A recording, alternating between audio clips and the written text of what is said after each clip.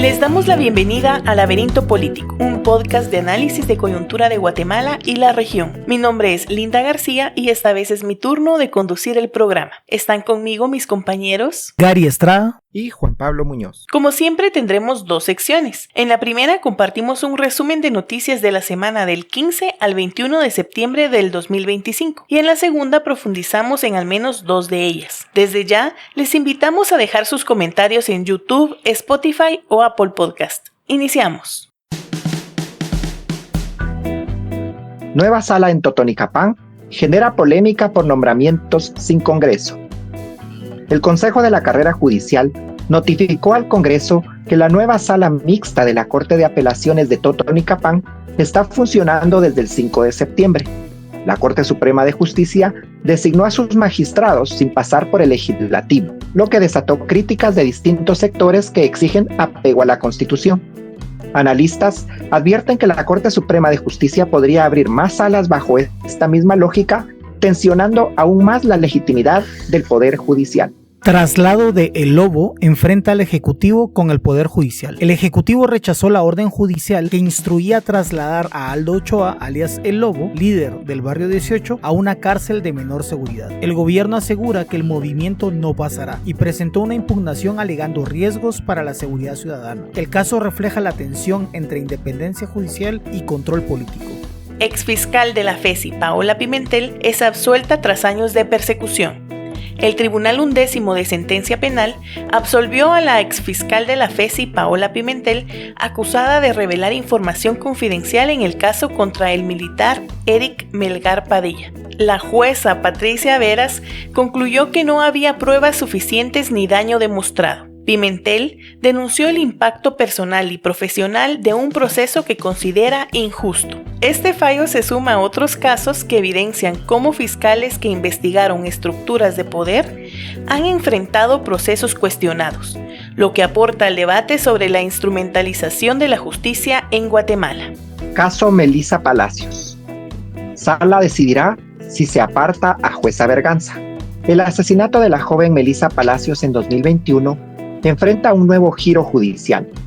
3 magistrados de la Sala Primera de Apelaciones de mayor riesgo deberán resolver si apartan a la jueza Carol Berganza, quien había enviado a juicio a los acusados bajo el delito de asesinato, o si trasladan el proceso a la jueza Abelina Cruz, señalada de corrupción judicial y favorecer a políticos y empresarios. La decisión será clave para medir la independencia judicial en un caso emblemático de violencia y justicia en el país. Lester Martínez empata en grande y se acerca al sueño mundial. El boxeador Lester Martínez mantuvo su invicto al empatar con Christian Mibley en la pelea transmitida como parte de la cartelera de Canelo Álvarez y Terence Crawford en Las Vegas. Las tarjetas quedaron empatadas. Aunque no pudo coronarse campeón interino, Martínez demostró que puede sostener al nivel mundial y el pasado viernes 19 de septiembre fue recibido en el Palacio Nacional por el presidente Bernardo Arévalo. La hazaña de Lester es del pueblo y para el pueblo. Menos fotos oficial y más inversión sostenida en el deporte público, becas y barrios donde el talento popular no necesite milagros. Lluvias en Alta Verapaz evidencian abandono estructural de comunidades. Las fuertes lluvias en Alta Verapaz dejaron incomunicadas a varias comunidades, revelando la precariedad en infraestructura y prevención de desastres. Derrumbes y desbordamientos afectaron viviendas y cultivos, mientras familias esperan atención estatal. Además de tener ya víctimas mortales y más allá de la emergencia, la vulnerabilidad crónica en el área expone cómo las políticas de prevención siguen siendo reactivas y no estructurales. Mushmal. Señalamientos de alcalde revelan falta de transparencia institucional. El alcalde de Santa Catarina Pinula, Sebastián Ciero, denunció que una desarrolladora del kilómetro 8.7 hacia Mushmal, aldea Nueva Concepción, opera con permisos estatales otorgados por el Ministerio de Ambiente y el Ministerio de Comunicaciones. También afirmó que el Instituto Nacional de Bosques autorizó tala de árboles sin los permisos correspondientes. Mientras tanto, dichos ministerios respondieron públicamente para explicar los permisos e inspecciones realizadas. El INAP, sin embargo, ha permanecido en silencio. Ley de Codedes, posible veto presidencial, pondrá a prueba la correlación de fuerzas. El Congreso aprobó reformas a la Ley del Consejos de Desarrollo, pero si llegara a darse el veto presidencial, esto definiría la correlación política entre el legislativo y el ejecutivo. El debate gira en torno al control del gasto en obra pública y transparencia de fondos. El pulso sobre esta ley mostrará hasta dónde llegan las alianzas y fracturas en el tablero político actual. La verdadera prueba de la ley de Codedes no es el veto, sino si los fondos dejan de ser piñata clientelar y pasan a control social con transparencia, participación comunitaria y obra útil, no negocios de constructoras. Sheinbaum dedica su primer grito a las mujeres, a migrantes y a la defensa de la soberanía. Claudia Sheinbaum, primera presidenta de México, encabezó por primera vez la ceremonia del grito de independencia desde el balcón del Palacio Nacional. En su discurso hizo énfasis en 3 temas clave. Reconoció el rol de las mujeres en la historia mexicana, dedicó parte especial a los migrantes y reivindicó la soberanía nacional frente a toda injerencia extranjera. Este discurso completamente paritario demostró que es posible posicionarse a nivel político desde una perspectiva equitativa, una tarea pendiente para Guatemala. San Salvador sin agua. Crisis destapa desigualdad estructural. Una reparación fallida de tuberías dejó a miles de personas sin agua en San Salvador. En medio de la crisis, el presidente Nayib Bukele destituyó al titular de la Administración Nacional de Acueductos y Alcantarillados y nombró a otro funcionario sin dar explicaciones. Aunque el gobierno desplegó pipas y propaganda, la escasez continúa. El episodio refleja una variedad de fondo. 1 de cada 5 hogares salvadoreños no tiene agua domiciliar, una deuda histórica que la política de emergencia no resuelve.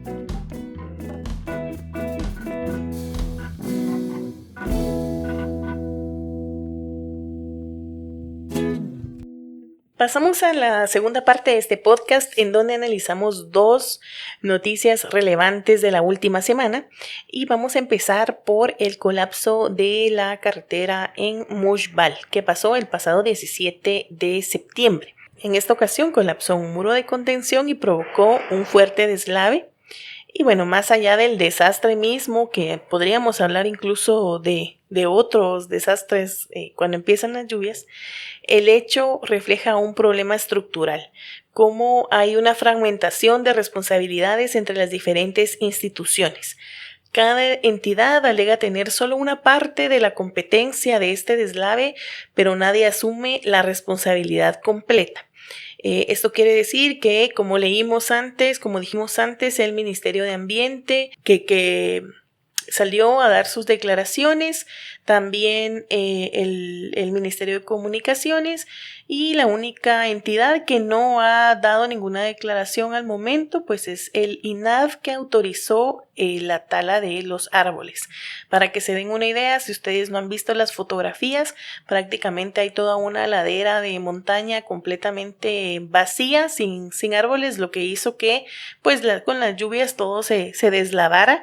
Únicamente pues digamos cerró un paso vehicular temporalmente, pero en realidad hay problemas de fondo, como dije antes, que puede ser no solo esta comunicación entre instituciones, sino que ¿qué quiere decir? Que esto suceda en un área que está creciendo, en un área donde se están creando nuevos proyectos, y qué control hay de esos proyectos de desarrollo inmobiliario, y cómo ponemos en la balanza este desarrollo junto con la protección ambiental. ¿Dónde quedan los intereses de la ciudadanía, los comunitarios, y dónde están los intereses privados, o qué se va a poner antes y quién se va a hacer cargo ante todo? Entonces, pues para lanzar un poco el análisis o el debate, quisiera preguntar justamente quién debería tomar la batuta, a quién le corresponde esta responsabilidad ante la ciudadanía para que no vuelvan a ocurrir estas cuestiones y que podrían ser incluso peores.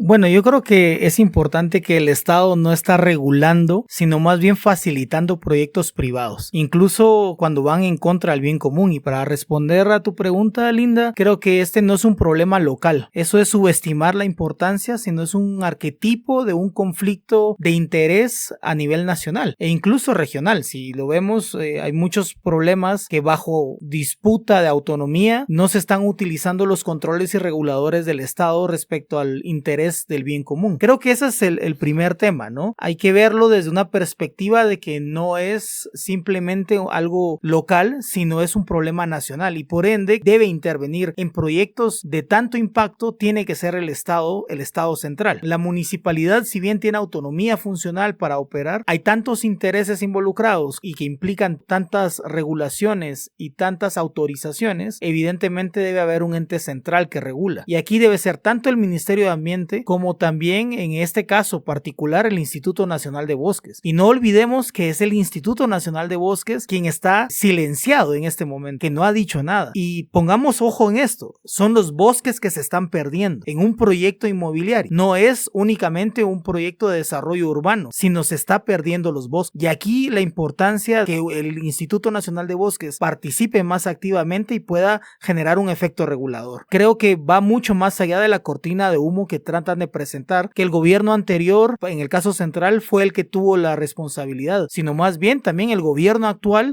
tiene una responsabilidad inmediata, porque de lo contrario sería oscurecer la responsabilidad del Estado y tener un tema únicamente del sector privado o de la municipalidad. La verdad coincido con lo que ustedes están planteando, tantos problemas estructurales, históricos y también coyunturales alrededor de este tema. En relación al tema político, ¿verdad? Esa vergonzosa actitud de los funcionarios públicos echándose la culpa unos a otros, eludiendo la responsabilidad histórica, la responsabilidad estructural de las instituciones a las cuales representan. Imagínense este tema de si fue el 12 de enero o si fue el 19 de enero de 2024, que quién lo autorizó, que si ya, ¿verdad? Al final de cuentas esos ministerios deben de funcionar bajo una lógica de lo que la ley les mandata, al igual que el alcalde de la municipalidad.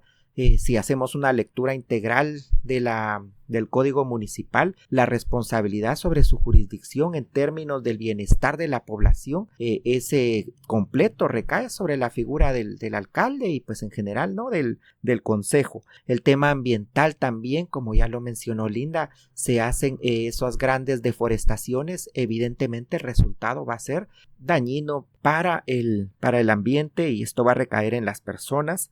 El problema económico también, ¿quién está supervisando a todas estas empresas y toda esta lógica de construcción urbana? ¿Cuáles son los niveles de corrupción que están pasando alrededor de esos temas? Y aquí entra de nuevo el sistema de justicia. Esto sucede en Pinula, pero podemos hablar de casos de Mixco también, por ejemplo, no un muro de contención, pero sí un espacio ya a la salida hacia San Lucas en el límite, en donde cada vez que hay invierno hay derrumbes. Y ahorita en noviembre que empiecen a ser un poco más fuertes, intensas las lluvias porque empiezan las épocas de temporales, entonces eso va a volver a pasar. Villanueva ya ha pasado 2 o 3 veces en este invierno este año y va a pasar el otro año y va a seguir pasando 10, 20 años hasta que no haya una solución de parte de todos los actores obligados constitucional y legalmente. Y por último, hacer una crítica a la idea de desarrollo. Ahí es donde está el punto central. Desarrollo lo estamos viendo como que la ciudad crezca, como que haya más obra gris, como que haya más centros comerciales y nos estamos olvidando pues de la protección de la tierra, de los bosques, de las aguas y entonces eso es una sentencia de muerte para nosotros las personas. Sí, justamente yo quería apuntar a esa visión de desarrollo y qué entendemos por esa visión de desarrollo. Creo que definitivamente fortalecer primero la acción interinstitucional, pero también qué voz tienen las personas y la ciudadanía quienes habitamos esta ciudad y el área metropolitana de desarrollo. Hay otros ejemplos en otras ciudades de América Latina misma, puedo mencionar a Medellín, donde se crean soluciones juntas para para que la ciudad crezca de forma sostenible. Sin embargo, aquí en Guatemala pareciera que se ha delegado completamente esta función en el sector privado. Es como que estuvieran repartiendo terrenos y cada quien construya, pero no hay una visión de desarrollo de fondo, de vivienda, de articulación comunitaria, de quién utiliza esas calles, que es algo que hemos hablado en otras ocasiones. No sé si alguien más quisiera aportar algo a este tema. tal vez me estoy ensañando en contra del INAV, pero precisamente un organismo que calla ante un desastre ecológico y de seguridad pública en este caso, básicamente está abdicando su razón de existir. Es un ente regulador de bosques y lo que estamos perdiendo es un bosque. Y precisamente del modelo depredador de desarrollo inmobiliario, recordemos que este es insostenible, elitista, que destruye cuencas hídricas, suelos, biodiversidad e incluso aumenta la vulnerabilidad ante el cambio climático. Y Guatemala es un país altamente vulnerable ante este efecto. Creo que es importante empezar a pensar, como decía Juan Pablo, en cómo discutir la protección de los bienes comunes esenciales, es decir, el agua, los bosques y todos estos espacios de contención ante el interés privado del desarrollo inmobiliario, que no son más que asentamientos de plusvalía. Yo solo quiero recalcar una idea que perdón, la mencioné, pero me gustaría volverla a plantear, y es que el modelo de desarrollo inmobiliario en Guatemala y en el Distrito Central en general, en el Distrito Metropolitano, perdón, es esencialmente corrupto y es una gran fuente de lavado de dinero. Como no hay un sistema de justicia que los vaya a investigar, entonces vamos a seguir teniendo estos problemas porque nunca nadie será responsable de nada, aunque hayan vidas y bienes y el tiempo y todo lo valioso que tenemos las personas en la ciudad. Muy bien, muy importante este tema también de los espacios verdes, que es una deuda de este país de esta ciudad, de esta área metropolitana, que a diferencia de otras ciudades nuevamente de Latinoamérica con grandes espacios verdes en medio de la ciudad, aquí parece que pues cada vez hay menos y habrán menos. Está el caso del Naranjo también en Misco, ya mencionaba Misco Juan Pablo, pero que también hubo una pérdida de biodiversidad increíble.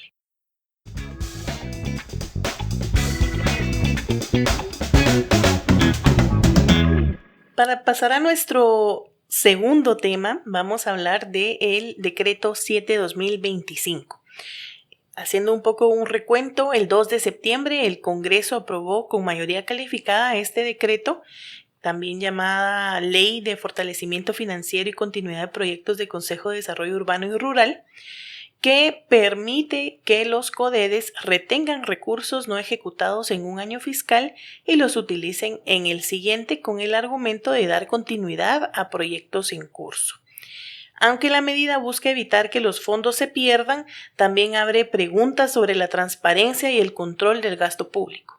La posibilidad de arrastrar recursos puede fortalecer la gestión local, pero también podría facilitar la discrecionalidad y la opacidad en el uso de los fondos en un sistema históricamente cuestionado por la corrupción, de lo que ya hemos hablado en otro momento, en otro episodio llamado Chequera sin Control. Y nada más por si usted quiere regresar a escuchar ese análisis, pero ahora es un punto crítico porque es el turno del Ejecutivo de sancionar o vetar esta ley. Es un pulso político para ver quién está con quién y ya la ANAM, a través de su presidente, que es Ciero, alcalde de Santa Catarina Pinula, pues ya ha incitado o pedido al presidente que sancione esta ley. Les pregunto entonces, ¿qué creen ustedes si este decreto o esta ley fortalece la planificación local o facilita la opacidad en los COCODES? Y más allá de eso, ¿cómo va a ser este pulso político de Arévalo? Creo que recordar primero que esta ley fue aprobada por urgencia nacional, lo que obliga a que no se genere un dictamen técnico en comisiones. Básicamente se prioriza una votación en una sesión que, recordemos, hubo una falta de quórum, lo que sugiere una estrategia coordinada para evitar debates sustanciales, y también que es un mecanismo que, si bien es legal, limita la deliberación y el escrutinio público sobre las normas, ¿verdad? Es como, se me ocurrió de la nada y voy a hacer una ley de urgencia nacional. Lo otro es que sí hay riesgos de opacidad y de debilidad en la fiscalización, porque básicamente lo que están proponiendo es que en 5 días hábiles, si no responden las entidades, es decir, la Secretaría General de Planificación o los ministerios ministerios con los cuales deberían coordinar, se aprueba inmediatamente el proyecto, lo cual es engorroso, complicado y bastante absurdo. Y el tercero, digamos, tercer punto es que hay una conveniencia política porque es un año preelectoral. La vigencia de la ley iniciaría en el año 2026, donde sabemos que históricamente el uso de fondos públicos con fines clientelares se intensifica. Y esto es que los COCODES retengan y ejecutan recursos y según estimaciones hasta 9,000 millones de quetzales. En ese contexto es altamente sensible hablar sobre qué es lo que se quiere. Y este pulso que mencionabas, Linda, bueno, evidentemente es un pulso para poder decir, ¿nos vas a dejar utilizar nuestros fondos para hacer campaña electoral o no? Pero lo que más me preocupa a mí es el discurso que está teniendo la ANAM, la Asociación Nacional de Alcaldes Municipales, que precisamente están planteando de, bueno, esta es una mejor ley que la que planteó el oficialismo, ¿verdad? Y este discurso engorroso es, si ustedes plantearon algo malo, nosotros vamos a hacer algo menos malo. Pero las dos iniciativas que se plantearon son terribles para la fiscalización, pero más importante aún, para la generación de obras concretas que no sean clientelares. Bien, algunos comentarios sobre el tema. Evidentemente ya se mencionaba si el problema es técnico, si la cuestión está en algunas dificultades que imponen la misma norma o los procedimientos administrativos vigentes para la ejecución, es ahí donde hay que centrar la atención, digamos, de reformas legales en ese sentido y no atender por segundo año consecutivo a una excepción que, como bien dijo el ministro, se podría estar violentando pues los principios de anualidad del presupuesto, etcétera. Segundo año consecutivo que quieren que esta excepción se mantenga y evidentemente eso ya no es normal, digamos, dentro de una lógica de administración. Lo que decía Gary también es un año preelectoral. Y sin lugar a dudas eso tiene que ver también con que empiecen los alcaldes a pensar y los diputados distritales sobre todo a tener que ejecutar fondos para que los elijan. Vimos por ejemplo cómo se hizo un gasto multimillonario en carreteras en el penúltimo año de Yamatei para que sus candidatos fueran reelectos y muchas de esas obras quedaron bien un primer año y a las siguientes lluvias después ya se habían destruido. Luego me llama la atención también la amenaza de Ciero al Ejecutivo. Recuerden que ya lo habíamos dicho aquí, realmente es grave que le diga, si usted lo veta, nosotros vamos a manifestar, a paralizar el país, etcétera, ¿verdad? Es prácticamente la lógica de extorsión que está privando en la política guatemalteca. Y por último, recordar también que el Congreso de la República se ha vuelto en esa cueva de ladrones con una lógica transaccional en donde única y exclusivamente a cambio de dinero se mueven, votan, llegan a las asambleas, llegan a las sesiones, etcétera. Entonces, esta maquinaria de plata que podría estarse inyectando por esta vía, sobre todo en el caso de los diputados distritales, es gravísima porque está fomentando más esa lógica. Y por último, el tema de los alcaldes, porque todos, por ejemplo, el año pasado nos quedamos, sorprendidos de que hubiera habido un voto progresista, un voto a favor de Semilla y el presidente Bernardo Arévalo, y sin embargo, en las alcaldías terminaron ganando los mismos de siempre. Terminó ganando la UNE, terminó ganando Vamos, toda la gente desprestigiada. Esto se debe a esas maquinarias clientelares que hacen los alcaldes y lo hacen con plata, es decir, con el mismo dinero público. Nosotros mismos pagamos ese funcionamiento y perpetuación de la corrupción.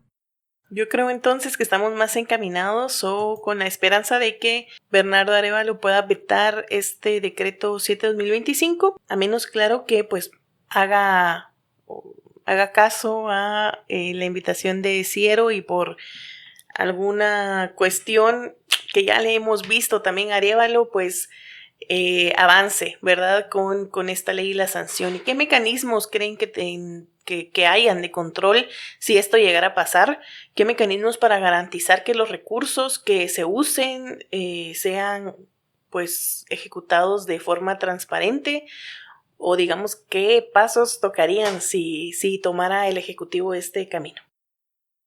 si llegara a tomar el camino hay que hacer algunas reformas cruciales, ¿verdad? Eso de que en 5 días se pueda generar proyectos y no hay respuesta a la institución la cual debería generar alguna validación técnica es imposible, ¿verdad? Es ridículo. Eso es básicamente un sello de corrupción. Pero también hay que recordar que el Estado está constituido por otro órgano de control que es la Contraloría General de Cuentas. Y la Contraloría General de Cuentas definitivamente tendría demasiadas dificultades para fiscalizar eficazmente si los plazos se acortan. Es decir, si en 5 días se aprueba, 5 días no hay respuesta y se aprueba un proyecto, la Contraloría no va a poder fiscalizarlo. Y al contrario, van a generar muchos proyectos que la Contraloría no va a poder fiscalizar. Entonces, yo creo que aquí debería haber un acuerdo técnico muy concreto de parte de la Contraloría General de Cuentas también de manifestarse, que es el órgano de control financiero. Pero también recordemos que esto es un campo de batalla político. En esencia, de quién controla el gasto público territorial. Sí hay un argumento válido, que es que hay una demanda de agilización de proyectos que se generen dentro de cada uno de los municipios, pero la velocidad de ejecución de proyectos no debe estar a costa de la integridad o la capacidad que tiene el Ejecutivo para poder controlar estos riesgos que pueden llegar a generarse en práctica política nacional. Entonces yo creo que el riesgo que se profundice en prácticas corruptas y clientelares es muy significativo si esto llegase a pasar.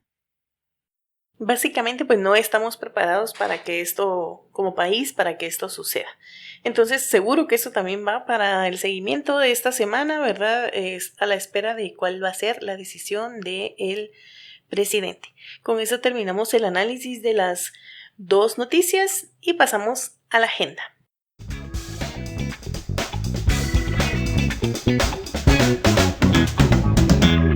Muy bien, ahora sí vamos con qué temas deberíamos de estar atentas y atentos para esta semana.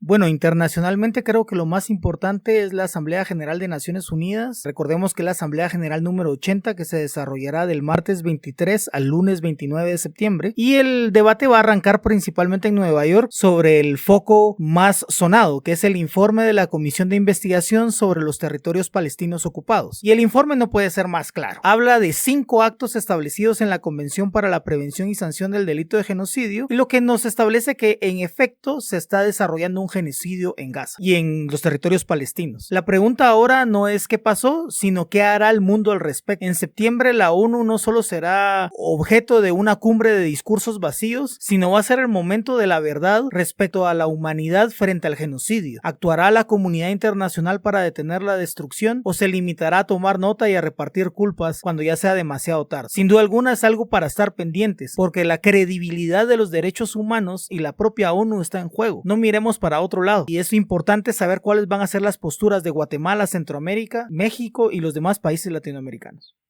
Bien, yo también quiero invitar a nuestra amable audiencia que puedan leer el informe global de 2024 denominado Raíces de Resistencia de Global Witness. Hay un resumen muy bueno en el medio digital Agencia Ocote.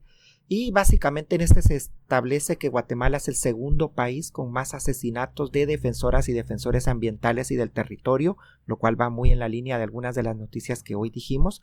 De 146 personas asesinadas por defender este tipo de derechos, 20 ocurrieron en Guatemala el año pasado, lo cual quintuplica lo que sucedió en 2023 en este sentido.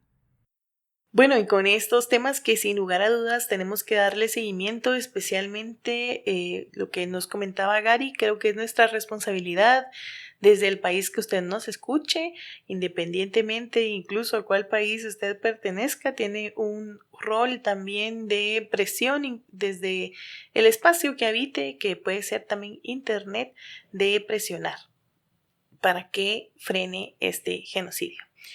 Bueno, y para ir cerrando, como siempre, les hacemos la cordial invitación a seguirnos en YouTube, Instagram, TikTok, X y Facebook. Pueden también activar la campanita y los recordatorios en YouTube, Spotify o Apple Podcast para estar al día con sus opiniones. Gracias siempre por comentar, compartir y darle like. Hasta la próxima. Nos vemos. Feliz semana.